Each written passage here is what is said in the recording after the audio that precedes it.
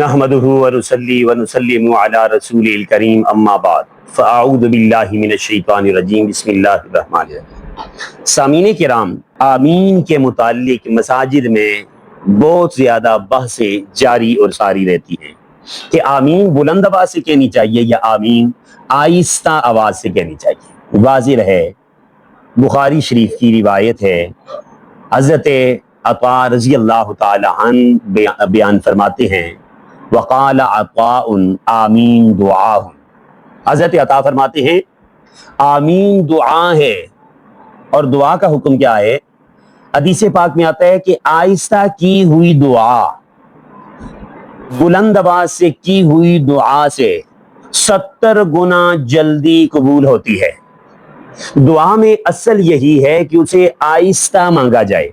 हाँ, कोई इज्तिमाई सूरत है, फिर लोगों की सहूलत के लिए इमाम बुलंद आवाज से कह सकता है, ये पसंदीदा अमल है। लेकिन आप जब बजाते खुद दुआ मांग रहे हैं तो उसमें असल यह है कि दुआ को आहिस्ता मांगा जाए। रब इसे जल्दी कबूल फरमाते हैं और रब को ये बहुत ज्यादा पसंद है। कई लोग एक रिवायत पेश करते हैं, आम लोग भी उसे पेश करने लग जाते हैं। वो कहते हैं कि देखिए जी, हदीस पाक में आता है कि जिसकी आमीन फरिश्तों की आमीन के साथ मिल गई, इसकी दुआ कबूल हो गई। जिसकी आमीन फरिश्तों की आमीन के साथ मिल गई तो इसकी दुआ कबूल हो गई। हम कहते हैं ये रिवायत तो आलु सुन्नत वल जमात के हक में है। कभी कोई बंदा ऐसा गवाह मौजूद है जो ये गवाही देता हो कि फरिश्तों की आमीन बहुत ऊंची थी, हमने सुनी है। अगर तो फरिश्ते आमीन ऊंची कहते हैं फिर तो ऊंची बोलें, उनकी आमीन के साथ अपनी आमीन मिलाएं।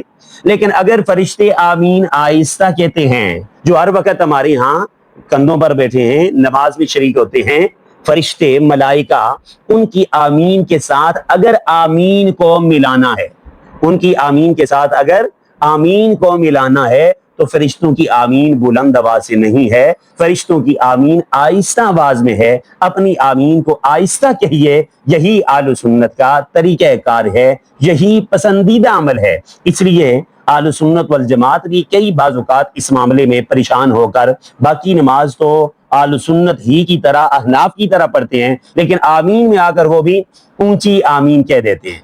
दूसरी बात ये वाज़िह है, ऊंची भी कहने का मतलब यह है कि इतनी आमीन कहें कि आप खुद सुन लें, आप सिमात फरमा लें।